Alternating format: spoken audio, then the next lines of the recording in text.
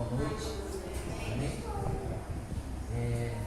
Eu estava ministrando essa noite no livro de Êxodo 15, versos 22.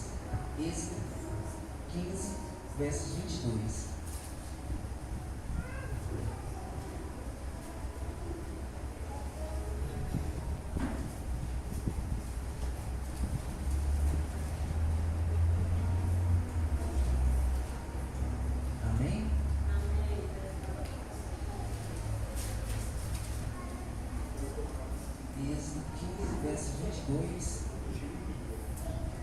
Diz da seguinte forma: depois Moisés conduziu Israel desde o Mar Vermelho até o deserto de Sul.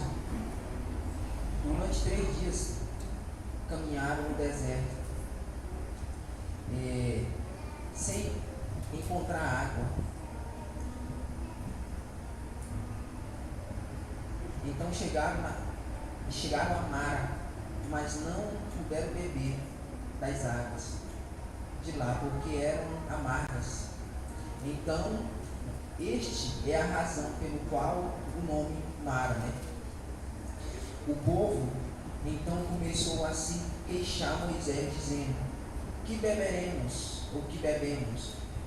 Moisés clamou ao Senhor, e ele lhe indicou um pedaço de madeira, e lançou nas águas, e elas ficaram boas de beber. Amém, irmãos? Vocês podem ficar à vontade, podem se sentar. Algo interessante, que esse versículo é muito rico e traz para nós diversas linhas de raciocínio, muito aprendizado. E se nós aprendemos pelo menos 10%, e que vai ser ministrado hoje, nós sairemos daqui, vamos sair em nome de Jesus edificado. Amém? Primeiro, todos nós sabemos que Jesus morreu e que sepultaram Jesus, colocaram ainda mais uma pedra bem grandona à porta do sepulcro, e não só isso, ainda estava com medo que os seus discípulos fossem lá e o roubassem o sepulcro. E o que fizeram? Colocaram guardas, para monitorar. Olha, assim, o medo do inimigo para que a glória de Deus não se manifestasse, para que a glória de Deus não se manifestasse naquele lugar, para que o Filho de Deus não viesse de novo reinar em vida. Algo interessante é que hoje, nos nossos dias, é da mesma forma. Sabe, às vezes nós temos sonhos, há uma resposta de Deus, nós oramos há muito tempo e esperamos e parece que não acontece nada.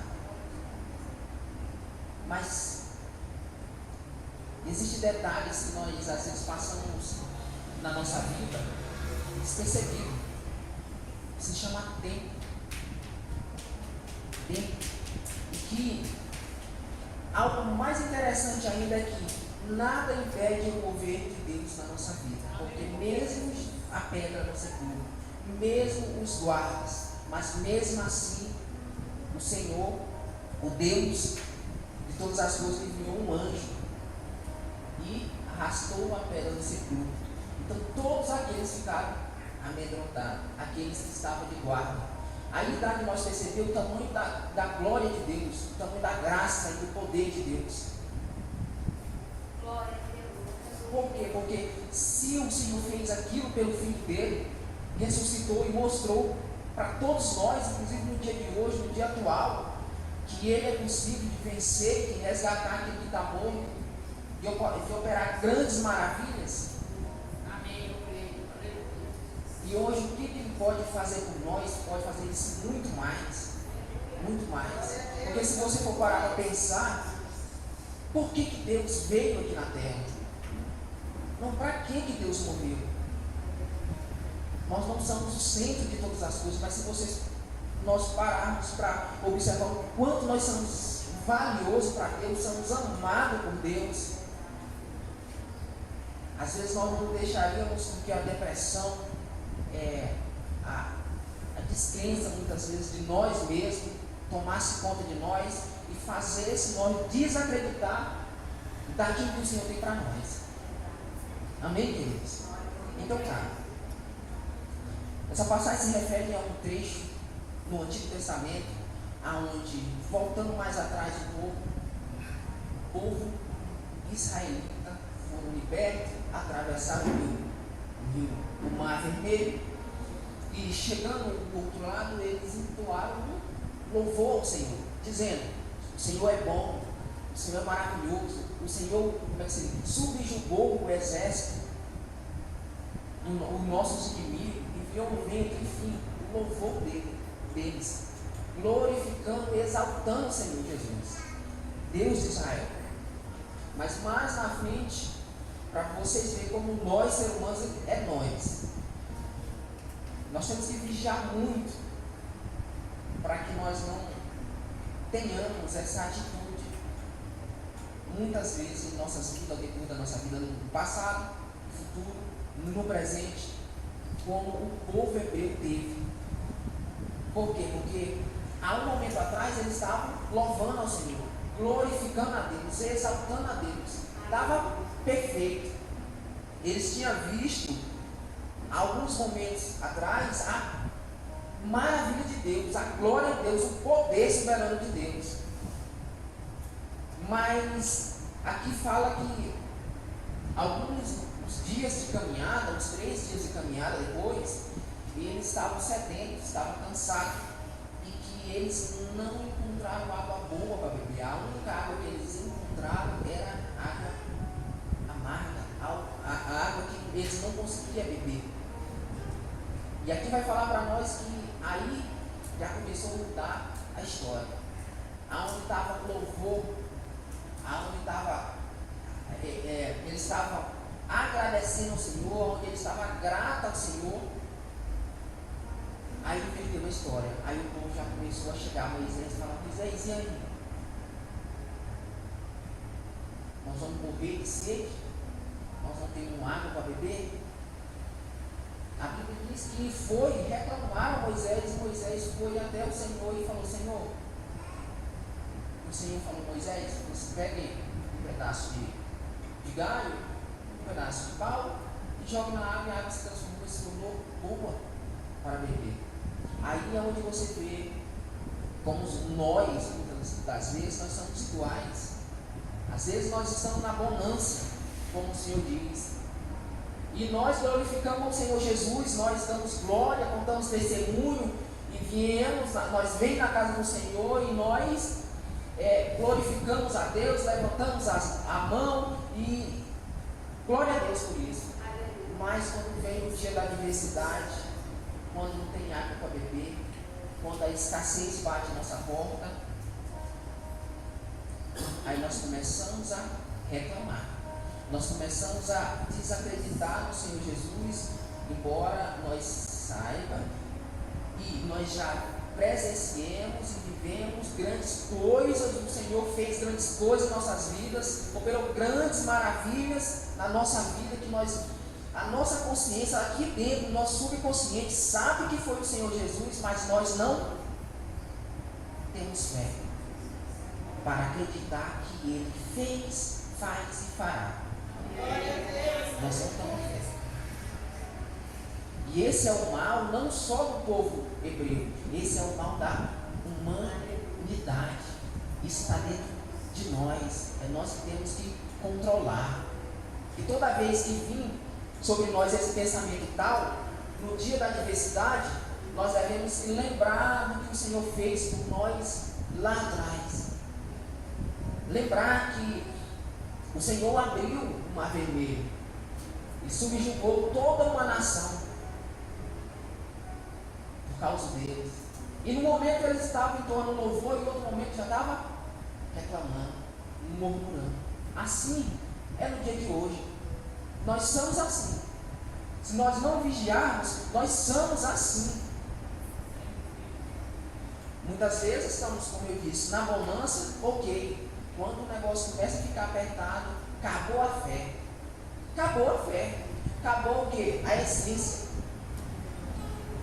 Acabou a mulher do coque. Aquela mulher que orava, o fogo acabou. Então esse texto mostra para nós muita debilidade no nosso caráter cristão que ainda precisa ser moldado nas nossas vidas. E não só isso, como muitas outras coisas ao decorrer do Velho Testamento vai dizendo que o povo não só dessa vez reclamou, mas reclamou porque comia só o maná, reclamou por outras diversas coisas, reclamou porque mandaram tantos espias, quando chegaram lá a terra era boa, o cacho de uva era imenso, mas chegaram lá e reclamaram porque lá tinha obstáculos grandes, gigantes. Mas assim como aconteceu lá, acontece no dia de hoje. O Senhor rompeu com nós até aqui. Como a palavra diz, até aqui o Senhor nos ajudou. Aí o Senhor subjugou a nação, o Senhor transformou água que não era bom tomar em água doce. O Senhor maná do céu, o Senhor Codom, enfim, fez grandes coisas, a coluna de fogo que era visível. Glória a Deus. E de um momento para outro, o que lhe faltava? Fé. Fé. Lhe faltava fé. Fé, porque quando chegou lá, quem foi que falou? Oh, a terra é boa. Mas se eu não estou enganado, foi só um que falou, ou dois que falou que devia ir, devia conquistar a terra. E os outros não, nós vamos ser subjugados, nós vamos ser mortos. E a fé. E o que eles tinham passado com o Senhor Jesus, e o Senhor deu um livramento para eles. Já não valia mais de nada. Porque muitas das vezes nós somos Tomé da vida, acreditamos só no presente momento, só o que nós vimos. O que passou, já passou. O futuro, nós não acreditamos no Senhor. Aí o Senhor vem dizer para nós o quê? Que nós não devemos nos preocupar com o dia da manhã, porque cada dia é o seu mal. O dia da manhã pertence ao Senhor. E muitas vezes nós nos preocupamos, é por isso que está como é que se diz? Um grau alto de gente que está sofrendo de crise de ansiedade, de depressão. Por quê? Porque se preocupa com aquilo que nós não devemos nos preocupar e que a nossa preocupação ela não vai acrescentar um palmo a mais daqui no presente momento. Ela não vai mudar nada. Aí o Senhor diz que nós devemos depositar sobre Ele, buscar Ele e apresentar a Ele, dizer a Ele: Senhor, eu estou com ansiedade, estou preocupado, trazei a mim, derramai sobre mim a ansiedade, o fardo pesado, que Ele vai nos aliviar. Algo interessante, que quando nós falamos disso, tem algo que nós deixamos passar, que é uma linha quase invisível, mas se nós formos sensíveis e observar, porque a Escritura e a Palavra de Deus, quando você vai ler, você aprende, você é ministrado, quando você para, senta e medita, lê e medita, aí você é ministrado. Porque se você só lê, passar olhando, lendo, e não deixar o Espírito de Deus te ministrar, você não muda, você não aprende. E algo interessante é que isso aqui envolve tempo. E qual é a diferença entre bênção e maldição? Bênção e maldição tem muito a ver também com o tempo. Tem muito a ver com o tempo. Já viu aquela pessoa que tem muita, como eu falei, ansiosa, com crise de ansiedade por algo que ela nem sabe que vai acontecer, por algo que ela quer tanto. E no momento que ela deveria só esperar no Senhor, mas ela quer tanto aquele algo, pensa e quer tanto aquilo, que começa a entrar em depressão e crise de ansiedade. Mas por quê? Tempo. Ela quer antecipar o tempo. Ela quer que aquilo que era para ser daqui 3 dias, ela quer que seja hoje, aqui e agora. Aí muitas vezes se torna maldição. Porque o Senhor ele disse que nós temos livre arbítrio para fazer o que nós queremos. Mas também, como às vezes o pastor fala, nós temos a escolha de plantar o que nós queremos plantar. Mas a colheita, né, os frutos, aí nós não temos escolha. Se nós plantamos melanceiras, não espere diferente. É melancia que você vai colher. Tá? Por que eu digo isso? Exemplo, se Deus ele te dá uma moto, se na verdade você compra uma moto antes do tempo de Deus, isso é bênção ou é maldição? Isso é maldição, porque você não vai saber administrar, você vai fazer coisas indevidas. Aí uma coisa que era para ser uma bênção futuramente se torna uma maldição no presente, porque você não soube esperar o tempo de Deus na sua vida. Você não soube esperar o tempo de Deus na sua vida. E disso está cheio a pessoa que não sabe controlar. Aqui a Bíblia diz qual é o fruto do Espírito de Deus: é paz, né? Amor, mansidão, longanimidade, vida longa, né? Controle próprio, né? A temperança, a mansidão. Mas por que a temperança e o controle próprio? É isso, você poder controlar em si os seus sentimentos, para não deixar se enfadigar por aquilo que não pertence a você pelo dia de amanhã. Eu já sofri muito com isso. Passei noites acordado. E teve um tempo que eu disse: se o Senhor quiser me dar alguma coisa, porque o mal do ser humano é o quê? É obter. Difícil o ser humano que não quer alguma coisa, que não quer um carro, que não quer uma moto, que não quer fazer uma faculdade. Alguma coisa ele quer. Né? E a maioria da cegueira do ser humano com Deus, por que é? Sejamos verdadeiros. A maioria da cegueira do ser humano é porque ele quer ter alguma coisa. Ele quer alguma coisa. E a maioria das tentativas erradas do ser humano é justamente por isso. É porque ele quer a bênção, mas ele não quer o dono da bênção. Aí ele acessou da forma errada. Aí nem uma coisa, nem a outra. Nenhuma das duas.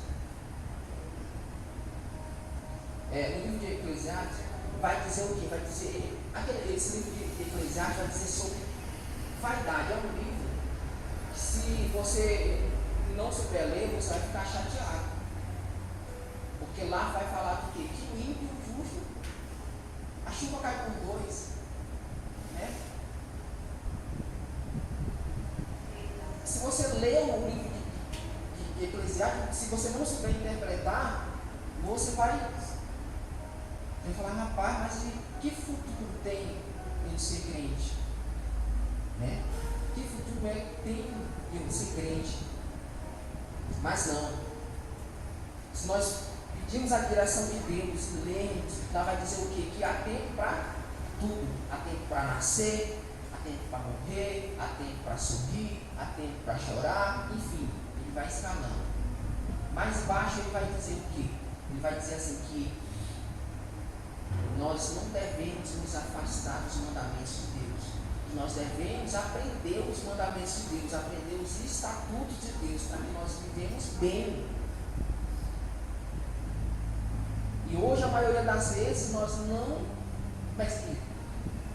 Nós estamos vivendo num automático, só no automático, que como se nós tivéssemos anestesiado. É por isso que eu falo que não há muita diferença daquele tempo passado para esse tempo atual. Para esse tempo atual, difícil contar nos dedos. A pessoa que realmente tem uma fé divina para estar passando por algo e ter a mesma firmeza no Senhor.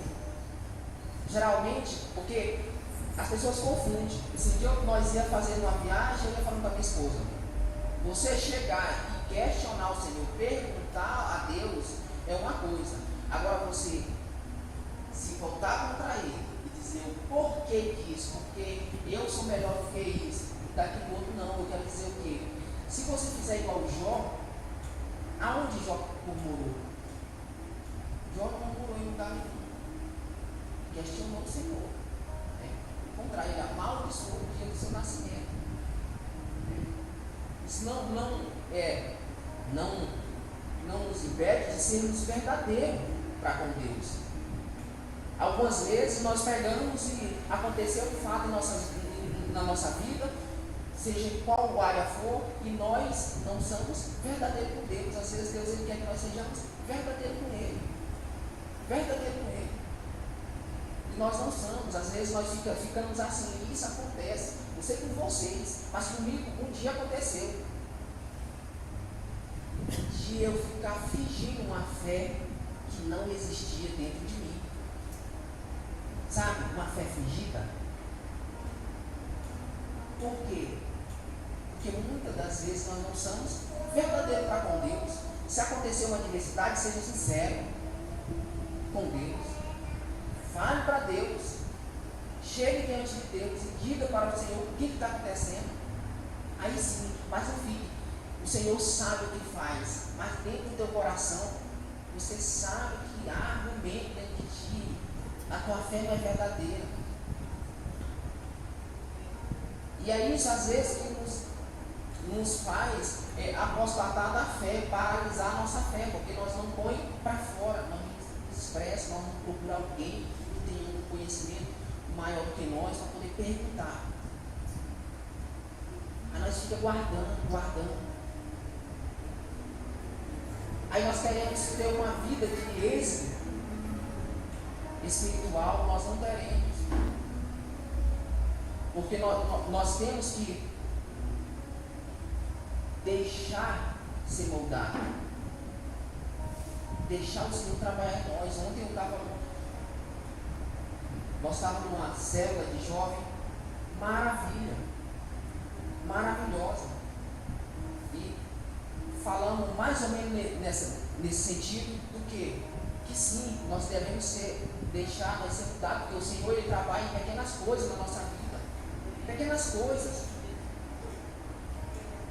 E que muitas das vezes nós somos insensíveis, porque nós achamos que nós vamos ter um grau de fé elevado, uma intimidade com Deus, vamos fazer a obra de Deus quando o Senhor aparecer para nós. Ou quando nós vimos o Curumbá aqui, né? Se abrindo. Mas quando na verdade isso não vai acontecer com nós. Isso não acontece por quê? Porque, como o pastor Eliseu diz, e muitos dizem, porque nós não somos Eliseu, nós não somos Moisés. E a primeira coisa que nós devemos fazer é nos conhecer e tentar entender aquilo que Deus tem para nós e não nos basear, isso quer dizer, não tentar nos igualar com Moisés, com Arão, com Abraão. Não vamos ser. Nós vamos ser aquilo que o Senhor quer que nós sejamos. O nosso propósito é individual. É nós e Deus. E muitas vezes nós nos perdemos na caminhada justamente por conta disso. Porque nós queremos também viver o ministério dos outros. Sendo que nós devemos buscar o nosso ministério, aquilo que o Senhor deu para você. Aí sim. Mas nós não, nós queremos viver, às vezes, o ministério dos outros. Nós queremos caminhar a caminhada dos outros. E a tendência é de não dar certo, e a tendência é que nós nos frustramos na jornada e não conseguimos chegar onde o Senhor queria que nós chegássemos. Veja como para tudo há um tempo. Para tudo há um tempo. Quando o povo ainda estava no Egito, ele passou 401 mãos quebradas, 430 anos. E esses 430 anos nos dá a entender que o Senhor ele não olha com um olho que nós olhamos, em questão do tempo, da quantidade de dias, de meses, de anos. 430 anos, o homem nasceu lá e morreu lá e não viu nada, né? Veja mais na frente, Josué esperou o tempo dele reinar. Qual foi? Servo de Moisés. Ficou servindo Moisés, ficou aprendendo com Moisés, para depois o Senhor o chamar. Assim, entre outros homens de Deus, Abraão, Isaac, também Jacó, para tudo teve um tempo. Especificamente, aqui relata trechos demonstrando para nós que tudo teve um tempo, tudo teve um início e também teve um fim. A história de Abraão teve um início, também teve um fim. De Josué teve um início e também teve um fim. Isso demonstra para nós o quê? Que mesmo aqueles grandes homens de Deus, grandes homens, partiram. E tudo é vaidade. Aí onde é que está o segredo? O Senhor ele disse que primeiro buscar o reino dele, o reino dos céus, e as outras coisas serão acrescentadas na nossa vida. E aí nós buscamos as coisas mundanas e se esquecemos do Senhor, aí nem as coisas do mundo e nem as coisas de Deus. Estava tendo uma conversa com o moço e nós conversamos sobre o mal é a vaidade, é a concupiscência do homem, a carne do homem, que chama só pelas coisas terrenas. E nós citamos sobre o quê? Sobre a avareza. E a Bíblia diz que o homem que se apressa a ter cobiça, ter bens, riquezas, ele cai no mal. Por quê? Porque ele se torna um homem avarento. Aquela pessoa que tem amor aos bens, amor ao dinheiro, e infelizmente tem muitos que não podem tirar um tempo para ouvir a palavra de Deus, para ouvir a palavra de Deus. Um tempo, o Senhor quer um tempo, e muitos não tiram. Aí como é que vai dominar a sua carne?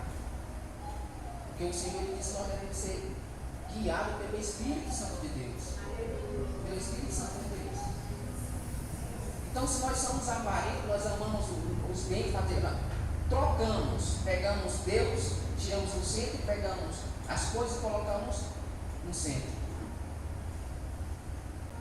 Aí não vai para frente, nem aqui e nem lá, no céu. São coisas óbvias que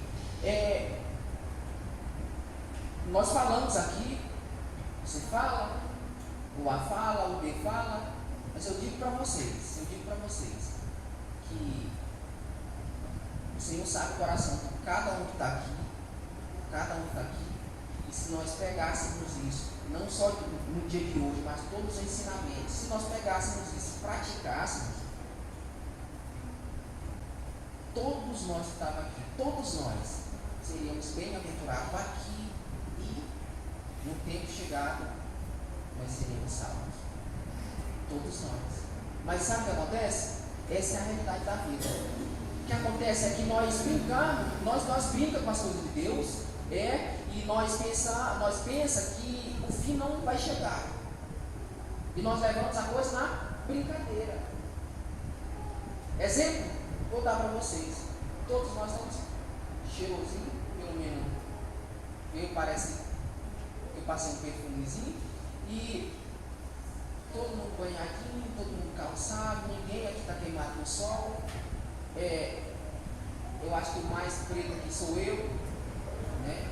Todo mundo aqui, ninguém está perturbando nós aqui. Ó, ventiladorzinho, aqui, palavra, bom, né? Pois é, na África não é assim não. Não é assim não. Todo mundo sabe que não é assim.